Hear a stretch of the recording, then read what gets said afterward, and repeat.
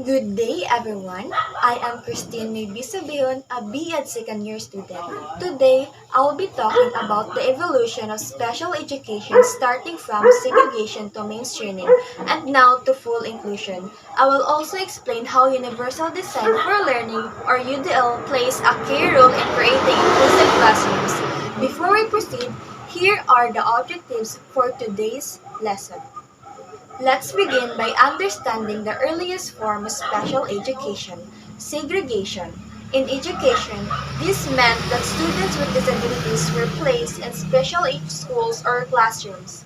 These students were only surrounded by others with similar disabilities. But segregation provided some students with a tailored learning experience. It had many negative consequences. First, it created a sense of isolation among students with disabilities.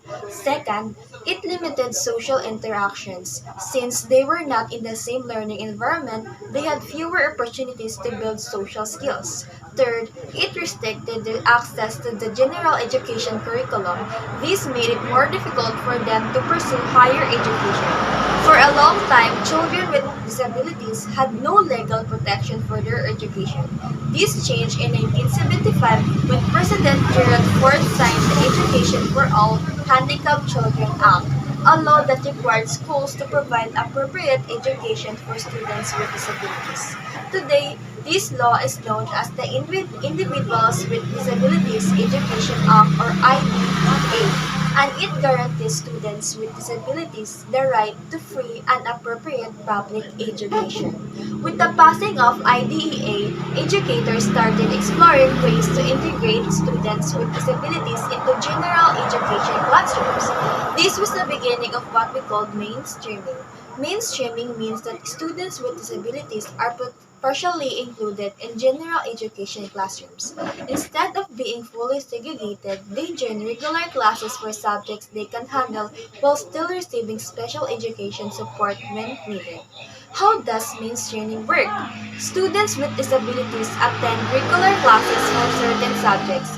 For other subjects, they may have received special education support in a separate classroom. Students are taught by both general education teachers and special education teachers. It allows students with disabilities to interact with their peers. Students receive extra help such as assistive technology depending on what their needs. While mainstreaming was a step forward, it was not a perfect solution. Many students still felt excluded because they were only in the classroom part-time. This led to the next step, full inclusion. Inclusion takes mainstreaming a step further. Instead of placing students in general education classrooms only part-time, inclusion ensures that all students, regardless of ability, are fully integrated into the general education classroom and receive the support they need to succeed. Why is inclusion important? They are given access to the general curriculum with modifications and accommodation tailored to their learning needs. They develop stronger communication skills, social skills, empathy, and a sense of belonging.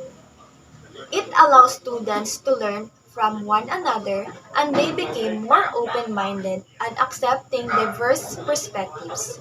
Inclusion creates a classroom culture where everyone's student feels safe, respected, and valued. The question is, how do we make classrooms truly accessible for all students? Universal Design for Learning, or UDL, is a teaching approach that makes learning accessible for all students from the start.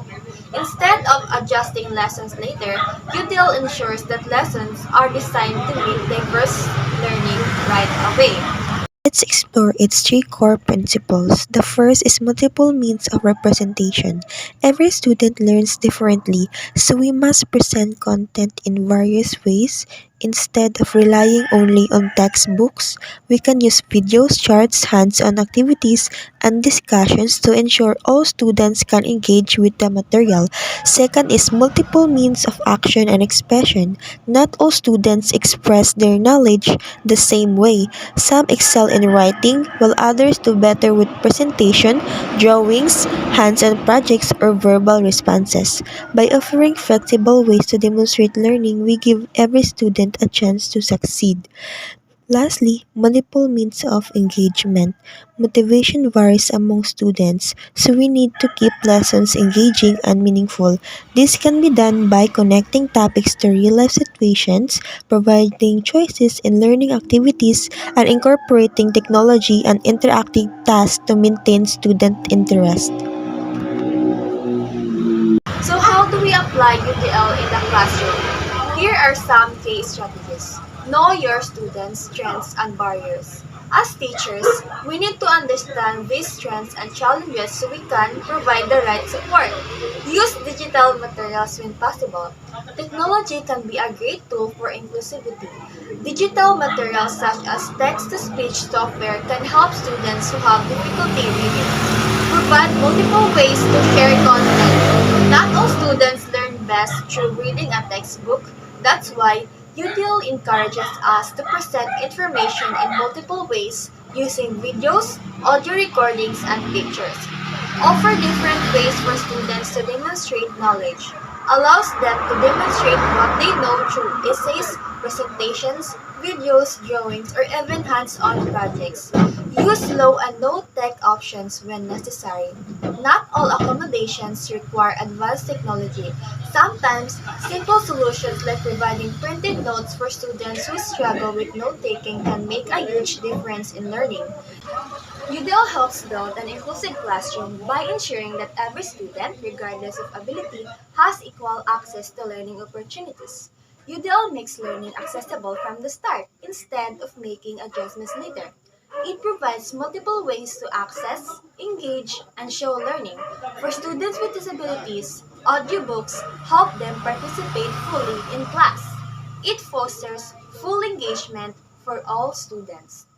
In conclusion, by understanding inclusion and applying UDL principles, educators can create classrooms where all students can learn effectively, promoting equity and accessibility in education.